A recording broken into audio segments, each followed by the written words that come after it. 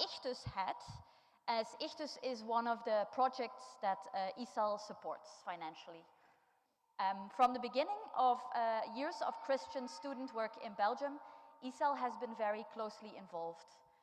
From way before I was a student, ICEL was already doing student work, and still now ICEL and members of ICEL are involved. ICEL has been pioneering. Do you know that's how Rebecca James first came to Belgium, actually?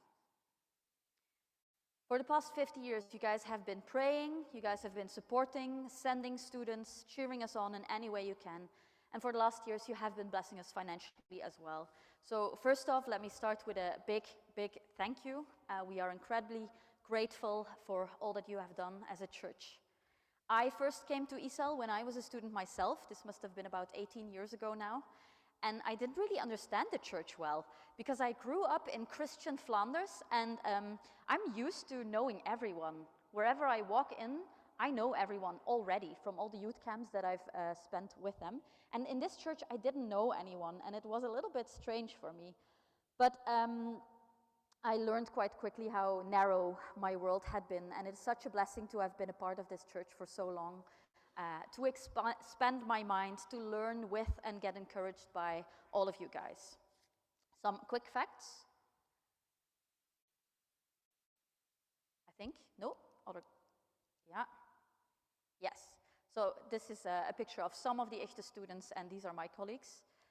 ICTUS is part of IFES, the International Fellowship of Evangelical, in the broad sense of evangelical students. We have 164 countries that are official members of IFES. In reality, we have a presence in about 180 countries. There are many we aren't even allowed to speak about in public. I once heard that it's the second largest worldwide organization right after the United Nations. You might know us as ABUP in Brazil, where Hugo and Everly spent some time, Focus in Kenya. You might have heard of InterVarsity or IVF in the USA, in Korea, in Lebanon, in Canada, where David Coury and Eileen actually met each other, and Eileen became a Christian. GBU in French-speaking countries, also in French-speaking Belgium. NIFES in Nigeria, Perkantas in Indonesia, SMD Germany, CCX Ukraine, BCSU Bulgaria, UCU Colombia, UESI India, and IFES in the Netherlands. Our vision is to see students thriving together as communities of disciples, transformed by the gospel and impacting the university, the church, and society for the glory of Christ. As you can see, our vision is not to provide a safe bubble for Christian students to hide in and pretend they are a tiny church to prepare them for a job also in church. Also, university in the Belgian version is replaced by tertiary education, also hogeschool en volwassen onderwijs. In Flanders, we have a bit over 320,000 students in tertiary education. Of those 320,000, 45,000 are international students. That's about 14%. Just for fun, it is 1 out of 10 for bachelors, 1 out of 5 for masters, and 1 out of 3 for PhD students. That's about right. At KU Leuven, however, there are about 23% of the students are international ones. And surprisingly, I learned this recently, there are more Italian and Chinese students here than Dutch students. So we're very happy to have groups like the Chinese Fellowship in Leuven. Now, I'd like to do a little bit of an experiment. How many in this church have studied in Belgium? How many in this church came to Belgium from another country specifically to study or to work in academia? Yes, look around you. I don't think there are many churches I can go to in Belgium that would have a similar proportion of congregation members giving this answer. I really wish I could, at a glance, have counted you all, and then I could make a little statistic here, but I'm not going to do that because we don't have time for that. But as a Belgian, and I don't know if you often hear this, I'm so glad you are here, guys. Thank you for enriching us with your presence. Speaking of enriching, now watch me make an incredibly smooth transition here. Let's talk about Daniel today. Kayla, do you want to come forward and read it for us?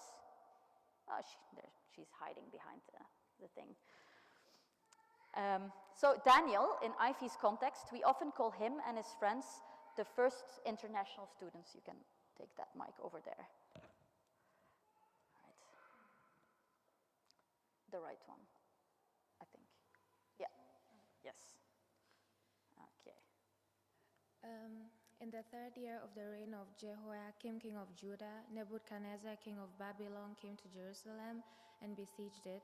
And the Lord delivered Jehoiakim, king of Judah, into his hand, along with some of the articles from the temple of God. These he carried off to the temple of his God in Babylonia and put in the treasure house of his God.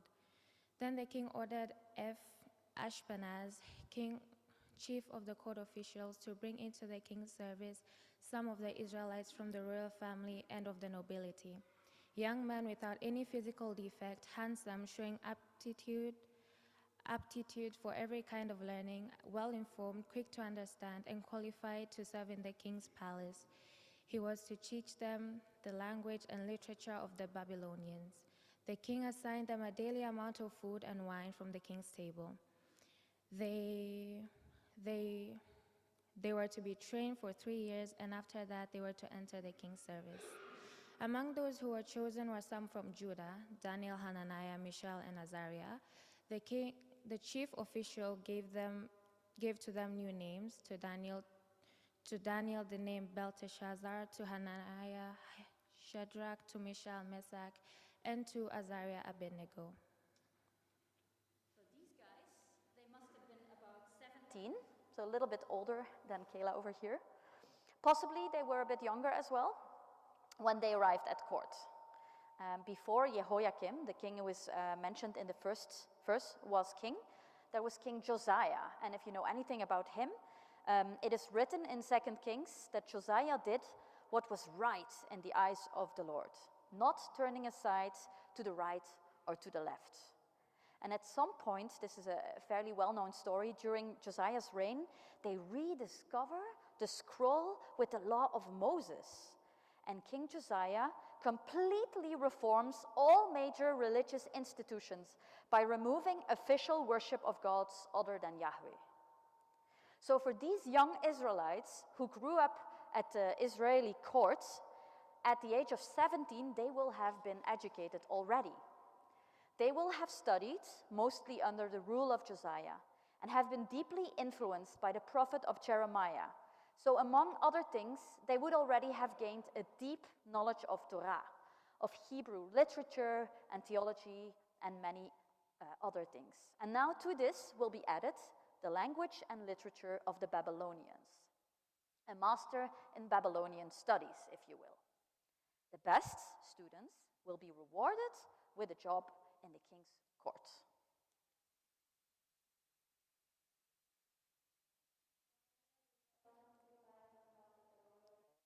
And wine, and he asked the chief official for permission not to defile himself this way. Now God had caused the official to show favor and compassion to Daniel, but the official told Daniel, "I am afraid of my lord the king, who has assigned you food and drink. Why should he see you looking worse than the other young men your age? The king would then have my head because of you." Daniel then said to the guard whom the chief official had appointed over Daniel, Hananiah, Mishael, and Azariah, "Please test your servant for 10 days. Give us nothing but vegetables to eat and water to drink. Then compare our appearance with that of the young men who eat the royal food, and treat your servants in accordance with what you see." So he agreed to this and tested them for 10 days. At the end of the 10 days, they looked healthier and better nourished than any of the young men who ate the royal food.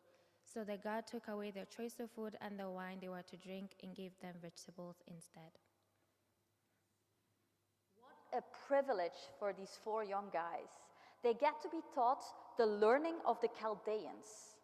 They receive an education at the enemy's top university. What lost histories and secrets this must have comprehended. Astronomy, also astrology. They had to learn to seek wisdom of the sun and moon and stars. For the one God of Israel, the Babylonians had 100 or 1,000. They had to learn long lists, omens, and to read into sheep's guts in order to practice divination. They get well cared for, even get to eat from the king's own table. They get new names in dedication to new gods instead of their old names in dedication to Yahweh, like their original names were. Also, they will fit in better. Or, well, it is quite dodgy, let's be honest. Now, I do hope that the parallel of being a student in Belgium becomes at best slightly muddled here.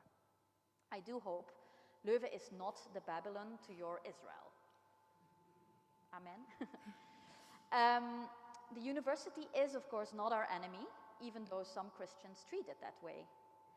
But it is definitely a very interesting situation that these guys find themselves in. And I think whether you are an international student or a Belgian one, or whether you have never had a higher education at all, we can all recognize that part of expanding knowledge can be a challenging exercise. We all have to decide at some point in our lives what values, ideas, and practices of our youth we will keep, where there's room for interpretation or growth, or even a radical change of our views, and what we shall keep and fight for. And this requires humility, openness, wisdom, and discernment. It is hard, but it's also quite fun, isn't it? Yes, it is. Some of the things Daniel and his friends had to learn, or do, or reproduce must have caused them deep internal conflict as well. So what were they to do? How do they keep their integrity? How do they pick their battles? But what were non-negotiables? What was the cost they were willing to pay for their values? What's strategic? Are these people my teachers or my captors? Can I love them or like them, or is that betrayal?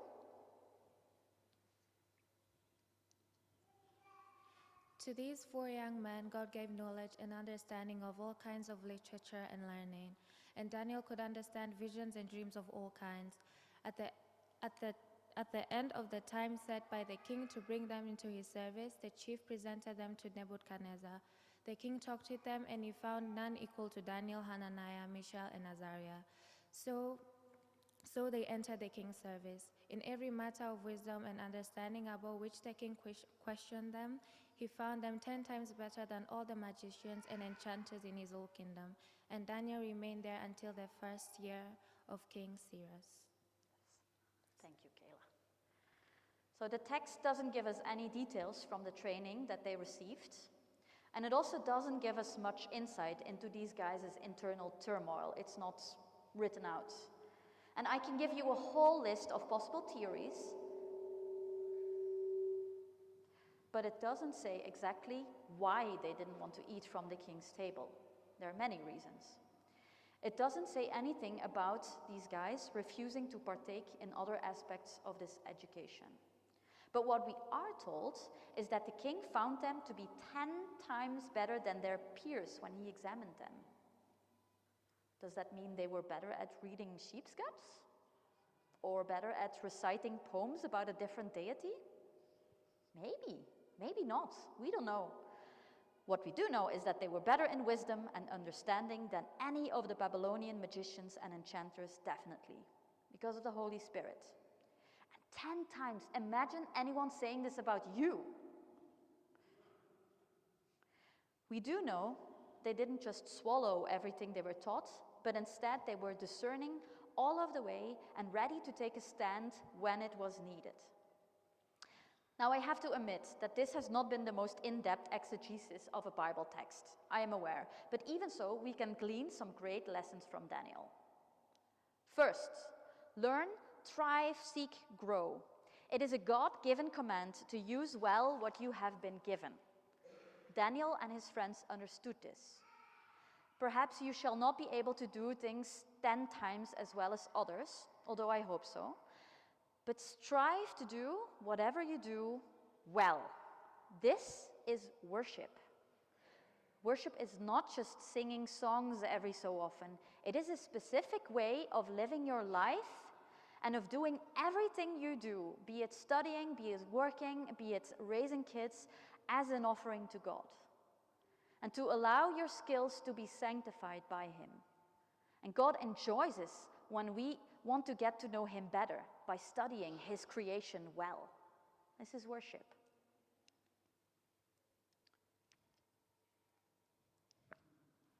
Nope. Yes. Chew, digest, spit out, and absorb. Pray for wisdom and discernment. Do not be content with easy answers. Do not surround yourself with people who have the exact same ideas as you.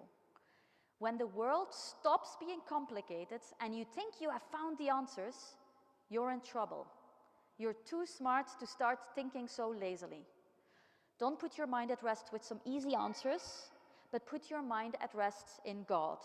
And find rest in knowing you might never find some answers in this earthly life, and that's okay. You're an apostle. I don't mean this in the fivefold ministry kind, but in the ancient meaning. You have been sent on the authority of the king to go live in a different culture, and in this scenario I do not necessarily mean a literal different culture or a different country, and to model another culture, a kingdom culture, an infectious one, if I dare say.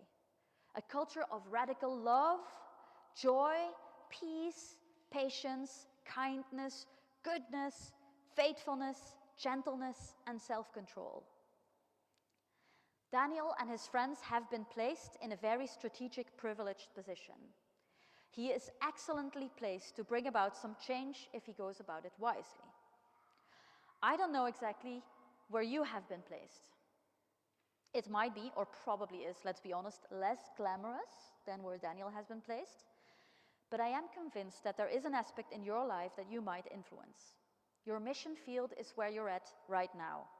Maybe it's a group of moms, maybe it's your kids. Are you studying? Then that's where it's now, on campus. Your cot, your class, your internship, your lab, your discussion group. You're not in a waiting place until real life and real ministry begins. This is it's quite small. This is a framework we use within IFES to help students. Actually, it's mostly made for people in academia to think holistically about their fields of study. When I say holistically, I mean that we do not divide our week up into Christian and secular activities, but that we seek to be God-centered in everything we do. Your studies are of God. Your field of study was made by God and is for God. And this can be said of your work or your pension or your parenting or your leisure time as well, of course. The frame isn't based on Daniel, but on salvation history, God's plan to restore the world to how it was intended to be. I often hear people say things like, we need to bring God to campus. Please. God is already there. He has been there way before we were born. So let's humbly seek where God is at work already at university or hogeschool or volwassenenonderwijs, and if we can partner with Him, if we can model a kingdom culture, reintroduce to the university what the Christian tradition down the century has had to say on issues such as science, literature, law, political philosophy, economics, and so on, and be a voice for the weak and the poor and make space for Jesus-centered conversations. And we don't necessarily need to do this by bringing in our own programs, but great conversations are already taking place at campus. So why not get involved in those and voice a Christian perspective here? The main goal of this thinking exercise is, what would my field of study look like if it were the way God had intended it to be? How could this field of study, or this particular area in my life, delight God if pursued and practiced well? Restored by God, purified, reconciled with Him. How do you do this? You start by asking yourself, what is God made, God inspired, what is well in my field of study? What can you affirm that is true, that is good, that is beautiful, no matter how small? But there's bad as well. Where must I disagree with the way it's being taught or done because I see the effects of sin in this area? The fall has touched every field of study. Where has it touched yours? And an interesting question goes the other way as well. How does this area of study challenge the church's failure to be salt and light? Where does your field of study do better than the church? Yes, I did say that. What unique positive contribution shaped by the biblical story could Christians make in this field? What correctives and improvements could we offer? Can we bridge the gap somehow? And we can talk about this for hours and hours. It's a great exercise to do, and it's a bit of a missed opportunity to just show this for 2 seconds in church on a Sunday and not give it its proper appreciation and time. But it's a nudge to do this another time, to start looking at your life like this. Perhaps I can post it in the student WhatsApp group later, or we can think about it on a Tuesday, if that's all right with Eric. Don't just live out, speak. In Daniel 2, and I know we didn't read this, I'm cheating, I'm sorry, all of their lives are in mortal danger. And what does Daniel do? He goes and evangelizes the king. Read the story, it's a roller coaster. It's very interesting. Next week, the Echte students will do another city week. You might have seen the posters pass by already. And we've done this for a couple of years now. We will be inviting fellow students to talk about life's big questions and introducing them to Jesus. Do you want to be involved? That's great. If you're a student, show up. Go out on the streets to invite guests. Invite your friends, that always works way better. Share the Instagram thingies. Go hang up posters. Go set up the event and pray. I challenge all students here to get involved, because we can't do this without you. You do not feel like you would fit into the category of students anymore? No worries. You can pray too. And this is the most important task that we can give you. We cannot not do it without prayer support. You can encourage the students. You can help with the sandwiches. We need help with the sandwiches still. Come talk to me after church. You can give money. Do you really want to come to the lectures? That's great. If you take a student, talk to me after church. There's one thing that I still want to mention, a bit of a last but not least in the story of Daniel. Friends, Daniel is not doing this all by himself. He and Shadrach, Meshach, Abednego, they stand their ground together with the wine and the meat now, and later, if you know the story, also with the bowing to the statue, etc. I assume that these 4 guys helped each other get better academically. I assume these 4 guys had many late-night discussions about the matters they discussed in class. Many chats about their own culture and how it related to the Babylonian one. They must have shared their struggles with integrity, on how not to lose sight of what was important and the cost they were willing to pay, on how to remain true to God in such a hostile environment. In the next chapter, King Nebuchadnezzar asks all his wise men to come and to first tell him what he has dreamt, and secondly, to explain to him what the dream means, or they will all die. Daniel's reflex is to immediately mobilize his friends to pray and to plead with God for mercy. And this is right before he goes and evangelizes the king. We need people, but this is a tricky one. It's quite bold of me to casually advise you to just find some friends, as if they grow on trees and it's so easy to find them. It's not always easy to find them. My time as an international student was one of the loneliest of my life. Several times in my life I have prayed for friends, and they have always come. It weren't always the people that I had the most natural click with that were, in hindsight, the most fruitful, loyal, and deepest friendship. These friendships, they often came as a total surprise. And we do not know if these 4 guys have had a very natural click. They were just randomly trussed together, but they find themselves in the same boat and they stick together. So start by praying, by being a good friend for someone. And if you find yourself in a boat, see if there's anyone in the same boat as you. And seek truth together. Ask the hard questions. Go to Bible study. And don't stay within the safe realm of fairly interesting theological interpretations, but share your heart and your struggles. And pray. Very important. Now we will sing one song, and after we will actually take some time to pray for students, for the safety week, for all 90,000 students that are in Leuven, for the students that we have in church. So I would like, during the next song, for 3 people who have at some point been students themselves to come forward and to pray for these students after the song. So if you feel called, 3 people who have been students at some point in their lives and who want to pray a short prayer of blessing over the students. All right. Thank you.